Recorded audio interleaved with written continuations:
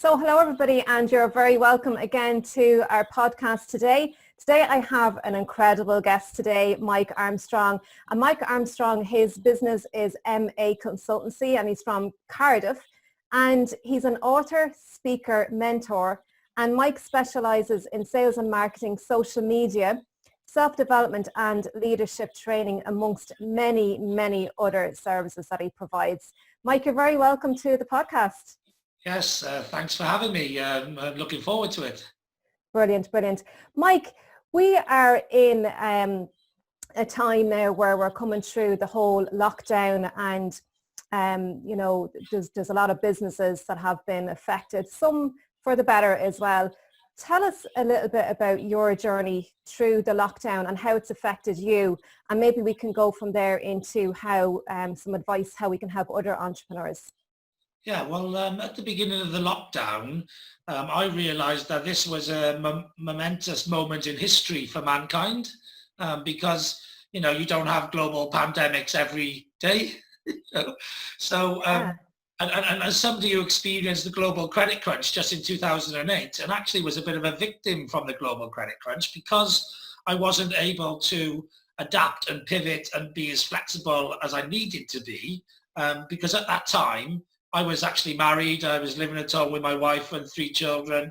I was in employment, etc. So I had restrictions on my life and the ability to be able to pivot and make changes to adapt. And I, during the global credit crunch, realized that in most situations like that, you have to retreat a little bit. You have to hold on to what's important, and then grow outside of the situation as things start to repair and get back to normal. I wasn't able to be able to do that in my certain life situation. That caused me some problems. It caused me some financial problems. It caused me some marital problems. It caused me some issues. Which, I'm still getting over now, but, I've got over a big chunk of them.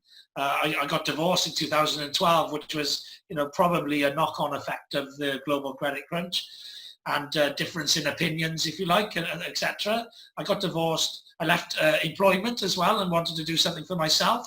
So I made a lot of changes after the global credit crunch, and I was working my way through those changes. And then this pandemic happened, but this time I was much more nimble. I was much more able to see what was coming and make those changes to my situation to be able to adapt towards them. So being nimble is a key, I think, entrepreneurs' attribute, if you like, being a flexible, adaptable, knowledgeable to see things coming and adapt for that situation. So as soon as lockdown happened, and actually probably just the weeks building up to lockdown, I started thinking, okay, I get a lot of my business networking. How am I going to adapt that? Because this is going to be drying up. I looked at, what else can I do? Because I was already going through a bit of a change before the lockdown anyway, and thinking what I do or what I had been doing in the 8 years previous in my self-employment was helping people with their sales and marketing.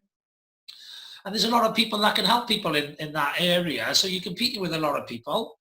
I've got a lot of knowledge, experience that I think can make those products and services better than new people on the block. But customers don't always see those differences, and it takes, you having to work with them sometimes for them to see where that experience and that extra knowledge really kicks in and really benefits them. Yeah, and I can hear there's a lot of people that really, they're really stuck in the way that they do things, and that's what's familiar to them. And I think I can hear what you're saying. So you went through that whole change in 2008. So, and life happens and it gets thrown at us and we can be the victim, like, look what happened to me. We can have that attitude, but you've been through that whole adversity. And so you are prepared for it this time around with the whole lockdown and the virus thing coming out. So you were able to be more adaptable and flexible, and you were able to ask yourself some different questions and take on being, changing and adapting, because as human beings, we are very adaptable. But for many people, we like to sit in that comfort zone, and that's what keeps us stagnant and not taking any actions. That's right. So when something big like that happens, you have 2 choices. Yes, either to be the victim and play the victim and don't make no change and actually just let life happen to you and, deal with whatever life has got for you, or you actually take control of your life, you take control of your destiny and say, okay, this is what's happening. This is what I'm going to do. This is my counter offer, if you like. This is, this is the how I'm able to adapt to that situation. And if you adapt and change, then you're more likely to be able to be in control of where you go and the destination you head, rather than just be, sort of left wherever you're left after it all happened. Yeah. And I think really the first step, and you can tell, you can throw your bit in, is really taking responsibility and acknowledging and being aware of what's going on around you, but taking that responsibility, because until you take that responsibility, you're going to stay in this stagnant place. And I think when you have responsibility and you want something more than you don't, you're going to take an action that's going to lead to an outcome and give you results. And the results may not necessarily be ideal, then again they may be, but at least you've got an outcome and a result, and you can always learn from your results, whether they're good or bad, and that's what I think. Anyway, what do you think? Yeah, well, I think it's important to be able to learn from a result and be able to, not just make changes and adapt, but actually to assess them and analyze them and make sure those changes that you're doing are going in the right direction. And so, I was already sort of thinking about, when I started my business, I wanted to be more a consultant and trainer, and I was doing services because in Wales, a lot of people value services more than consultancy and training, because the government gives a lot of grants for training, etc. So they don't want to pay for it. Yeah. And people value tangibles rather than intangibles. So even though the strategy is the most important thing in a business, people want to pay for the service because they don't want to be having to do those services themselves. Yes. So I ended up getting sort of caught, because of the market conditions, I got caught into doing much more services than I was doing consultancy and training. But that's where my heart lies. It's actually helping people with the right strategy. Because if you've got your strategy wrong, then you can do a load of services, but they're all off in the wrong direction. So it's a waste of money and a waste of time. Yeah. So I wanted to help people more with the strategy. And also I do a lot of training as well. I've done quite a lot of training on social media and marketing and SEO, sales, all that sort of stuff. So I was in a pivot. I was in a change to actually, okay, how do I drop the services more and actually help people with the strategy, the knowledge, the information? Yeah. And I can that's really where the hear lockdown come in then. Yeah, and I can really hear your love for collaborating with people and really helping people to succeed and to be like really build them up as well as a person. You do self-development and leadership training as well, and that's a very important aspect to you, and in business and succeeding in life. Whether it's family or business, whatever, you need to, whatever that success is for you. Can you talk to us a little bit about your definition of success, what success is, what would be your... So to me, success is actually achieving whatever it is you want out of life. So whatever that may be, for a lot of people, it's financial success. And that's because either one, they're materialistic, or two, it's because they've got something greater they want to give back to the world that needs finances to finance it. Yeah. I'm in the second camp, if you like.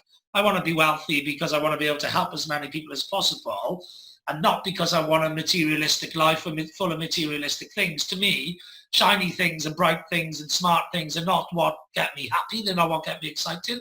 Actually, I prefer experiences because I love people. So I like experiences with people, and they're collecting thoughts and memories and experiences are much more important to me than tangible things. But also I come to a realization that most billionaires, they buy all the shiny things, and then all the shiny things lose their shine, and eventually they realize that the most important thing in life, and the thing they value most, is helping other people. So then they start giving away their wealth to help others, and they become philanthropists. So what I decided is I can become a philanthropist before being rich, because you don't have to give money away to help people. You can actually give away knowledge, skills, experience, and help the same people. In fact, you give money to people who don't know how to manage money, and they'll just lose it anyway. Yeah.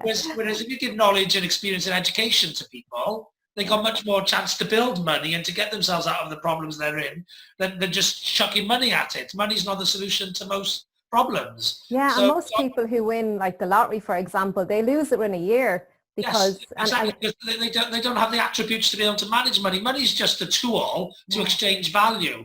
So what I'd rather do is just exchange value.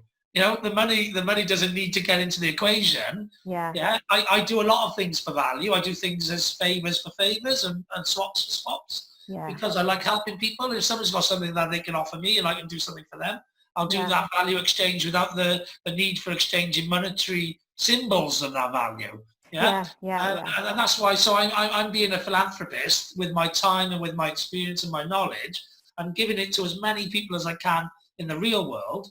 I'm also creating podcasts and YouTube videos, etc., to be able to reach more people more often rather than just being the bum in the system, because I can only do so much. There's only so many hours in the day and I work all of them, but I can't create more of them.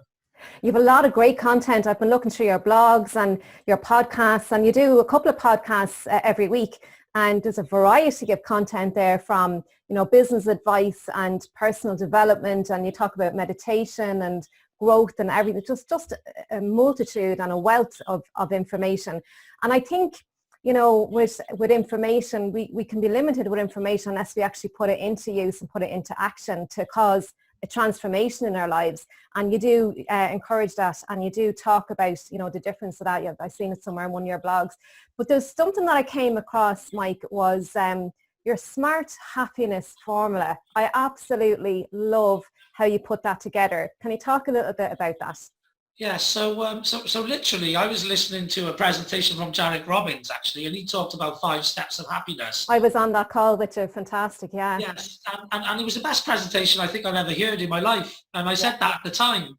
And the reason being is I was living the 5 steps of happiness, if you like, his 5 steps of happiness, although I was living slightly different variants of it. So if you like, even though Janet Robbins' information probably come from Tony Robbins, but it may have come from other places as well, because he's an intelligent guy and he's got his own life and his own world.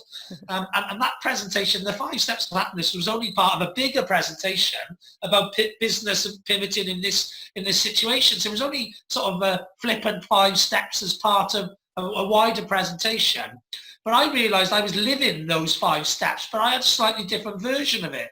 And I felt it was a message that resonated with me, vibrated with me, and I felt it was a message that more people needed to hear. And I thought, well, Janet Robbins is in America sharing this message. There's no one really sharing this message in the UK. I've got a slightly different version of this message, and I know it works because I'm living it. I'm living proof of the message, if you like. Nice. So then I started thinking about, my own formula, if you like, something which was a daily ritual I was doing during the beginning of lockdown that was making me really, really happy. And I've had an amazing lockdown. I've had an amazing transformational time, really. And what I realized is this is a fantastic formula to share to the world. So I created the 5 steps. I thought it would work better as an acronym rather than just 5 steps, which is why I wrote them all down and eventually come up with SMART. It's easier to remember as well, actually, isn't it? Yes. So I've been smart about it. I've been smart about it and used a bit of brain power on it because I'm quite good at coming up with those sort of things, acronyms, words, Twitter names, domain names, all that sort of stuff, because I'm a keyword focused person. Yeah, we were on a call a few weeks ago and you were just popping them out, all these acronyms, and you gave me some fantastic ideas. Like, you're just full of information and your brain is just on fire. So it's sharp, it's tested, and it's working constantly on that type of problem solving. So therefore it comes out with these things quickly. But it took me a while to get SMART, and it took me a while to get streams, which is the success formula version of it as well, because there wasn't a lot of vowels in the things I wanted to talk about, and it's the vowels that you can shape the words from. So I had to be creative with SMART and put in ability to perform, which covered exercise, nutrition, and hydration, which were the 3 things that I was doing at the time, which was making me happy. Yeah. So I had to be creative and use a bit of artistic creativity to come up with the ability to perform. And I had a thought the other day to use, I could use activity, which covers exercise. So I'm not sure whether I may change and switch that one or not yet. But either way, the acronym SMART works really, really well. Yeah, activity and movement. And it covers sleep, which obviously is something that you believe massively in, and something which I've always believed all my life in. I've been a high energy person. From when I was a kid, I was playing sports constantly, and I was out, basically every hour there was, and eating dinner at school. or sleeping. I was out playing and doing sports and activities and actions, etc. And I've been in sales all my life. Started at 11 as an entrepreneur selling my own things, and started in professional working environment at 15, just before my 16th birthday. And I've been high energy in sales and been managing people since 18. And so I had to sort of like be high energy and motivate other people as well. Wow. And so I use a lot of energy, and I'm always on the go. And what I've always realized is if you don't sleep properly, then you're going to burn yourself out. True. You know, so sleep's massive. It's important to just your ability to keep going. And so I've always slept like a log. You know, I've actually been in house parties when I was a youngster, and I'd be asleep in deep sleep, and the party would be going on behind me, but I could sleep through it, like, you know, because I was just in deep sleep, because I've earned my sleep. Every time I sleep, I've earned it. Yeah. And I'd even go as far as saying, for me personally, I may have a nap and during the daytime and in the early afternoon, and I'd usually do that following if I've been doing lots of training or learning or reading a book or something like that, because I find personally, the more I'm working and the more breaks I take, or, you know, a nap or a meditation or whatever may it be, the more the information sticks in the brain and it improves the memory. And actually, this has been shown in scientific reports, but it also makes you more productive. So the more breaks you take, the more productive and more creative you're going to be as well. So I think sleep and rest, really two important factors. Yeah, you're right. Completely brilliant. Yeah. And so I've never done meditation until, so meditation's in my SMART formula. But I've never done meditation until listening to Jared Robbins and actually meeting Ashley Tier, who we both know through the Outstanding Network, etc. Wow. Never done meditation, but I had done breathing exercises before. But I've often gone out on my bike or for a run because I wanted to collect my thoughts. So I've done mindfulness, what I would class as mindfulness, where I'm just, you know, I've been doing something else, which I can do in autopilot state, which allows my brain to not think about anything, because usually it's always thinking about stuff. It's always problem solving. It's always working, you know, 10 to the dozen, if you like. Yeah. And so when I go out and do that reflective ride on a bike or walk or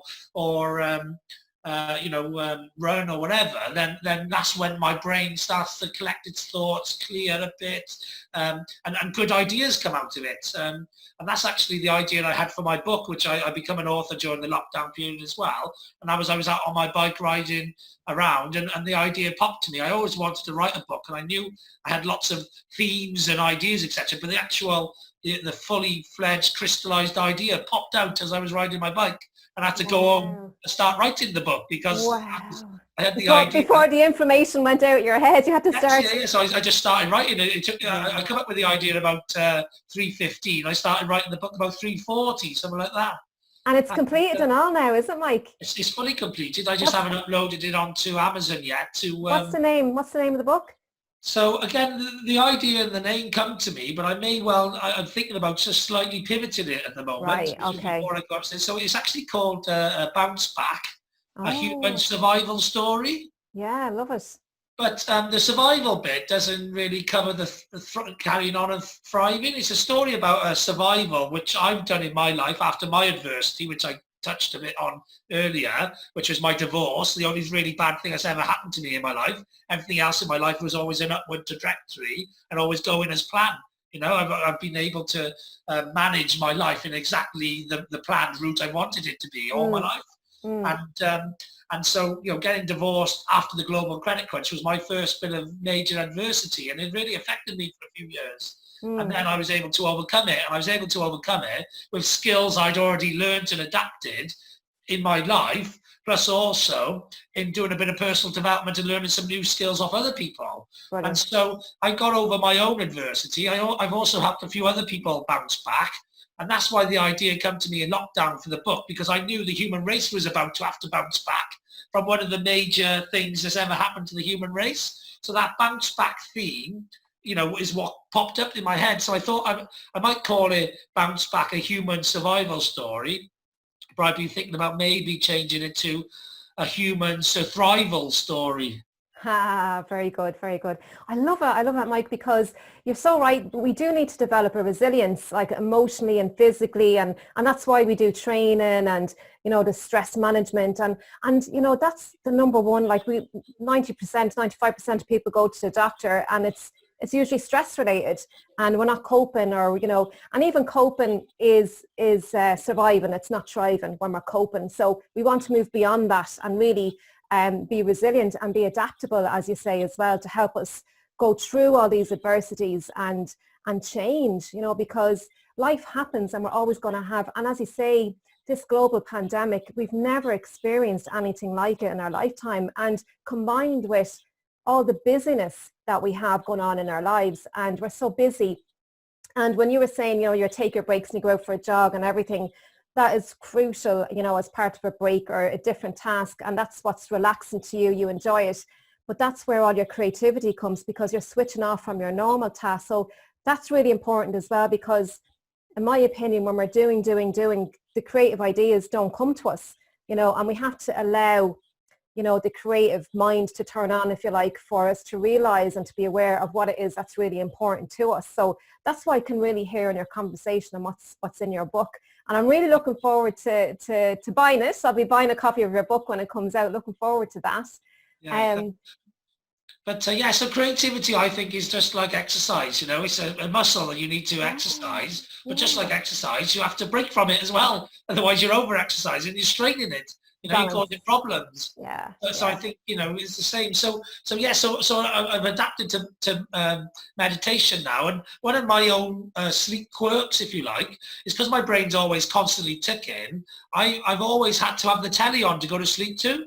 I've got to put something on, that is distracting enough to stop my brain thinking. So it's got to be something that interests me enough to watch it and not think, but boring enough for me to fall asleep to.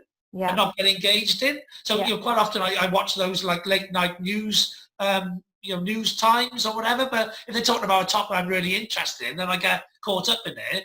If not, then I don't. But sometimes I'll stick on BBC, just to have the news running, because I'm not often interested in a lot of the negative news that's on. So then I just fall asleep to someone talking.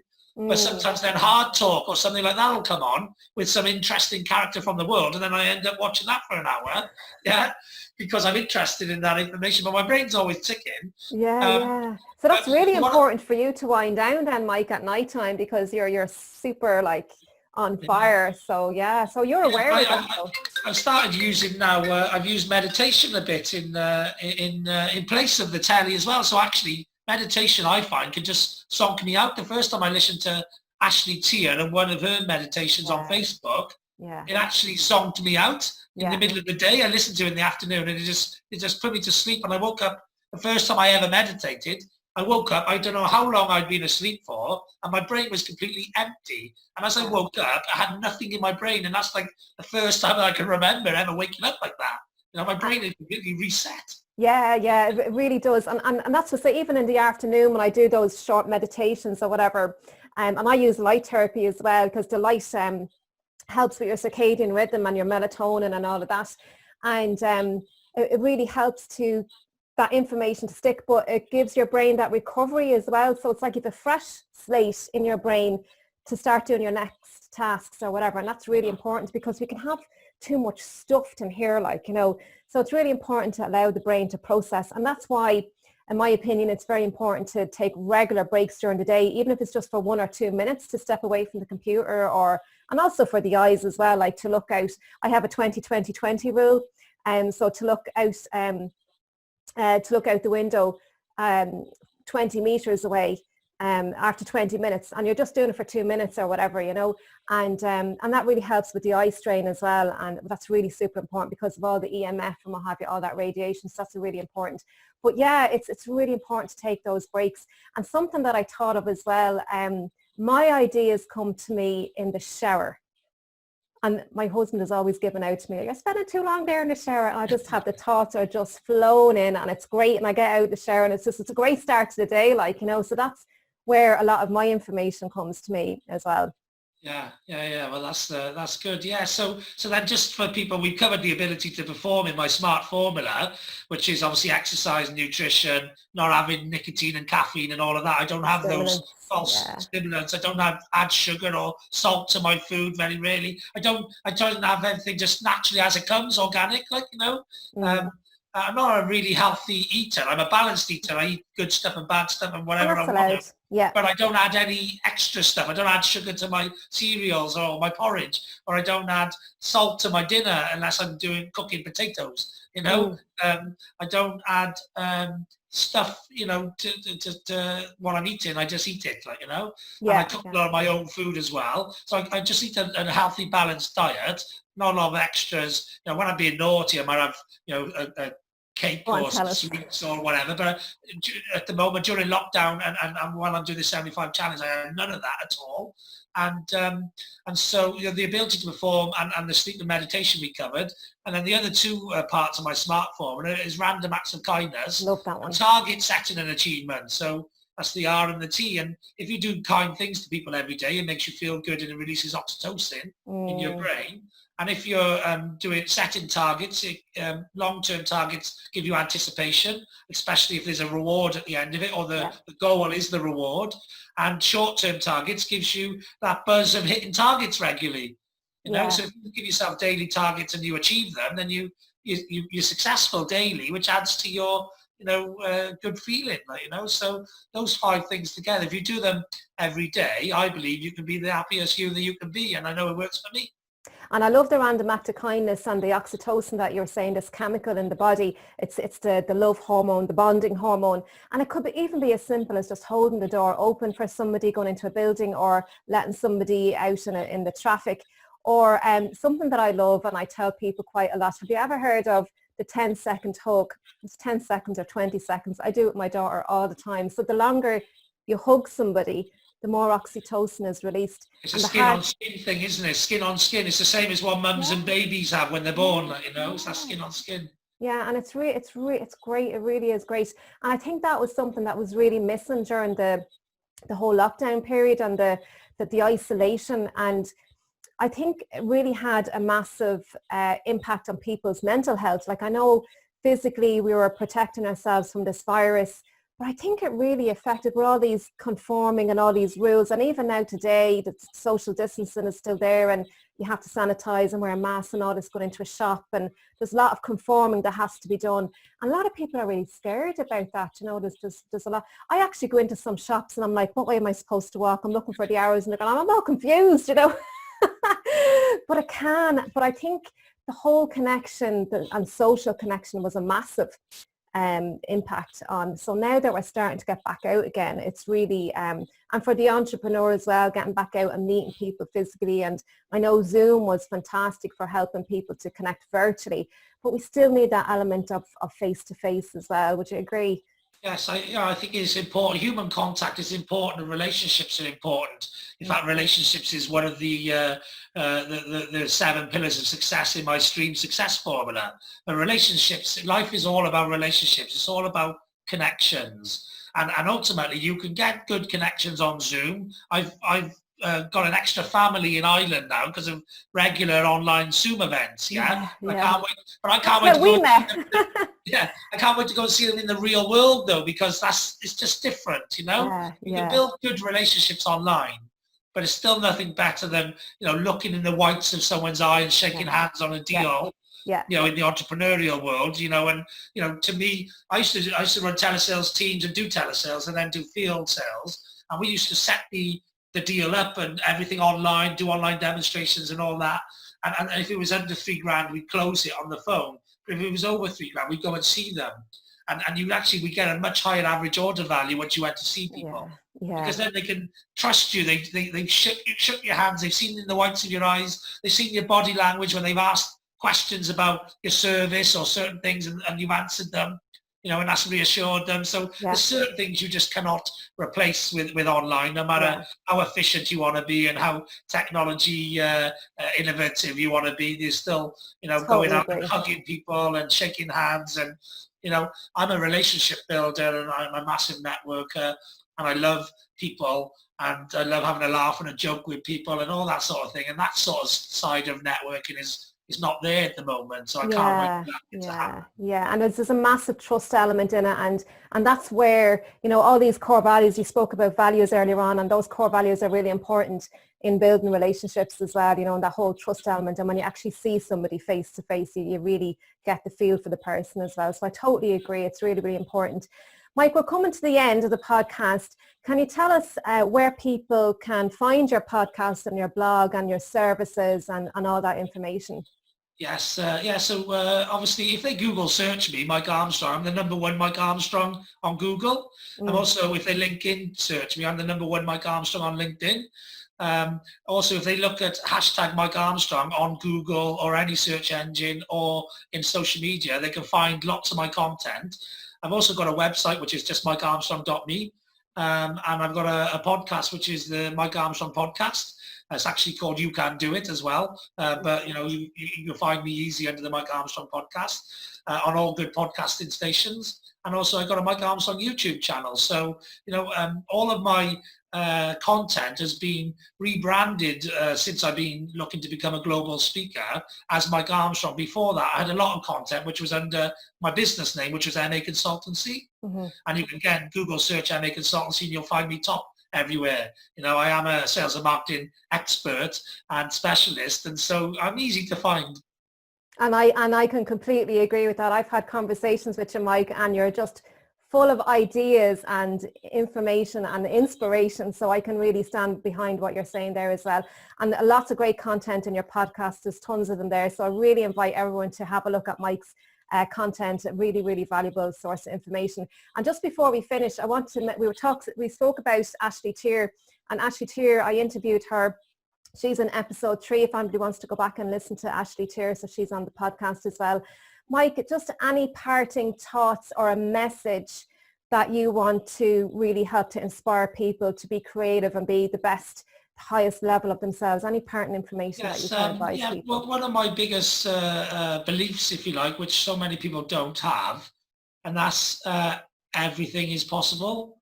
So if somebody wants to do something, achieve something, get something out of life, whatever it is they want, it is 100% doable. It is 100% possible. And all you've got to do is want it enough and then work on a plan to get it and create massive action in the direction of it. And one day you can get there.